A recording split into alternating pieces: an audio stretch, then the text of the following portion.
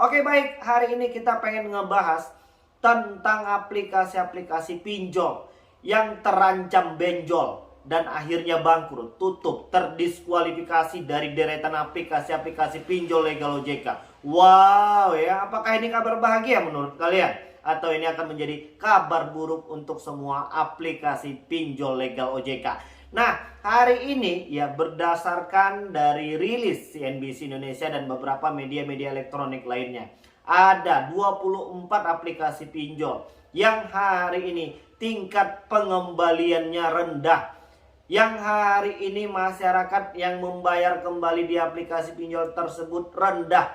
Bahkan sudah ada yang menggerus hampir 50%. Coba aja bayangin kalau seandainya hari ini kalian itu punya pinjol, modal pinjol kalian itu mungkin misalnya di angka 10 miliar. Nah sekarang sudah ada 5 miliar rupiah yang tidak mengembalikan uang kalian. Dan apakah ini salah satu merupakan tanda-tanda bahwasannya aplikasi-aplikasi pinjol legal OJK ini akan berakhir tragis, akan tutup, akan bangkrut. Apalagi di tengah sulitnya perekonomian hari ini, apalagi di tengah melemahnya ya penghasilan dan pendapatan dari masyarakat kita.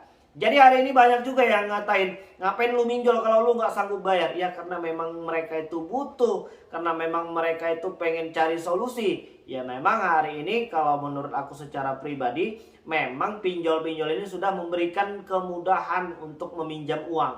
Hanya mudah ya, tapi terkesan tidak memberikan banyak manfaat. Loh bang, abang kok ngomong gitu? Iya, karena memang hari ini, untuk per hari ini, bunga, denda, biaya platform, pemotongan ini, itu segala macam masih tergolong tinggi. Ya, mereka masih tetap mengambil keuntungan sebanyak-banyaknya. Ditambah lagi nanti biaya layanan, biaya penagihan. Ini kan cukup aneh. Orang yang belum mampu melakukan pembayaran ini karena tidak ada uangnya, lantas hari ini dibebankan kembali untuk biaya penagihan dan biaya layanan. Mudah-mudahan ini nanti dievaluasi ulang ya. Mudah-mudahan untuk biaya penagihan itu, kalian tahu kalau kalian itu nggak bayar pinjol, yang menagih kalian itu kalian yang bayar. Itu kalian bisa langsung cek di beberapa aplikasi-aplikasi pinjol legal OJK lagi. Nah, hari ini kita pengen ngasih tahu dulu ke kalian. 24 aplikasi pinjol ini ternyata banyak yang belum mampu membayar. Apa saja dan berapa persentasenya? Ketika aplikasi pinjol ini banyak yang ada yang galbay ya, banyak yang juga mungkin belum mampu melakukan pembayaran. Kalian bisa melihat di belakang layar monitor berikut ini. Oke ya, kalian bisa melihat ya, 24 aplikasi pinjol ini akan terancam bangkrut jika terus banyak yang gagal bayar. Yang pertama itu adalah aplikasi fintech.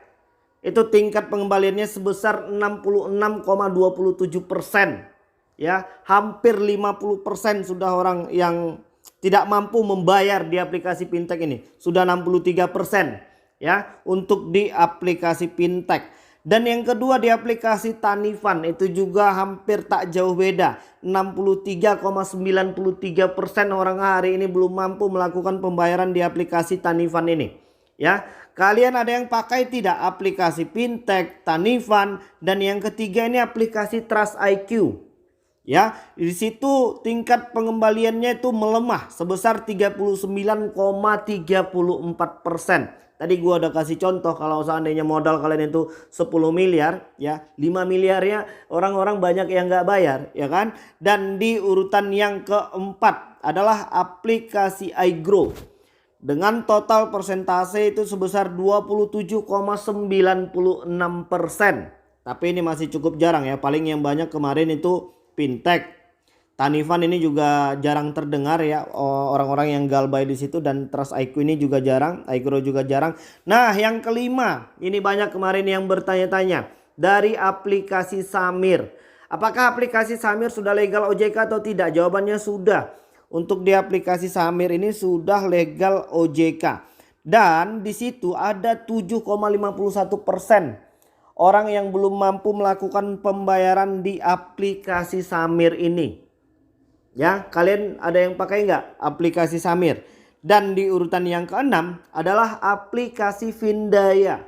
Itu dengan Besarnya 7,47% orang belum mampu melakukan pembayaran di aplikasi Findaya ini. Dan di urutan yang ketujuh adalah aplikasi Modalku. Ya, aplikasi Modalku ini orang yang galbay di situ tuh sebesar 11,16%. Berarti kalau dia lebih kurang, kalau ada 100 orang yang meminjam di aplikasi itu, ada 11 orang yang hari ini belum mampu melakukan pembayaran. Masih untung nggak tuh? Untung lah ya kan, karena masih ada 89 orang lagi yang mungkin masih membayar ya kan. Dan lanjut untuk di aplikasi Jembatan Emas. Ini memang masih cukup jarang terdengar ya. Aplikasi Jembatan Emas ini, orang yang belum mampu melakukan pengembalian uangnya itu sebesar 9,95%. Lebih kurang ya 10% lah. Jadi kalau tadi misalnya mungkin 100 orang ya 10 orangnya belum mampu membayar. Ya masih wajar-wajar lah. Kan keuntungannya hari ini dari yang kemarin-kemarin itu masih cukup banyak ya. Dan di aplikasi Finmas di urutan yang 9. Ada yang pakai aplikasi Finmas ini. Ini juga nanti bakal terancam bangkrut ini mereka kalau seandainya tingkat pengembalian di aplikasi mereka ini terus merendah, melemah, dan tidak ada yang mau membayar atau mungkin gagal bayar di aplikasi mereka ini, maka akan ini terus meningkat ya. Untuk di aplikasi Finmas itu orang yang belum mampu membayar itu atau mengembalikan itu 9,9%. Nah, ini ada di aplikasi Modal Nasional. Ini masih rendah sih, itu sebesar 6,34%. Nah, siapa hari ini yang sedang menggunakan aplikasi Modal Nasional? Aplikasi pinjol yang per 2 minggu harus kalian bayarkan kalau gua nggak salah. Sepertinya iya, ini udah benar ya kan? Per 2 minggu harus dibayar. Dan ternyata orang-orang yang belum mampu melakukan pengembalian itu ada sebesar 6,34% guys. Di aplikasi Modal Nasional. Dan di urutan yang ke-11 adalah aplikasi koin peer to peer dengan angka 6%. Masih lumayan dikit lah ya. Dan di urutan yang ke-12 adalah aplikasi Indodana. Indodana ini lumayan raksasa ya. Total limit payletternya itu kalau gua nggak salah ada di angka 25 juta. Dan hari ini Indodana ini terancam bangkrut kalau seandainya banyak yang nggak bayar.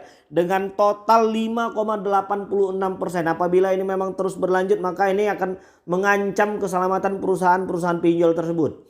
Nah, untuk di aplikasi yang selanjutnya adalah aplikasi cash cepat ya.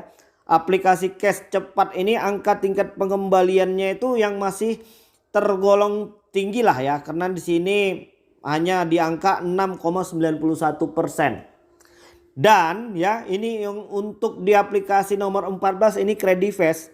Credifast ini sudah bekerja sama dengan aplikasi Kredivo. Ya, di situ orang-orang yang belum mampu melakukan penyicilan dan pelunasan itu ada di angka 4,58%. Siapa hari ini yang mungkin belum mampu melakukan pembayaran di aplikasi Credifast? Nah, lanjut untuk di aplikasi Kredivo. Kredito, sorry. Bukan Kredivo, tapi Kredito.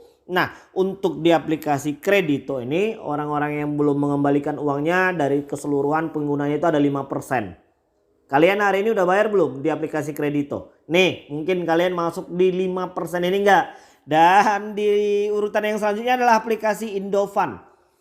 Indofan ini tingkat yang belum mampu membayar itu ada 4,47%. Masih kecil ya.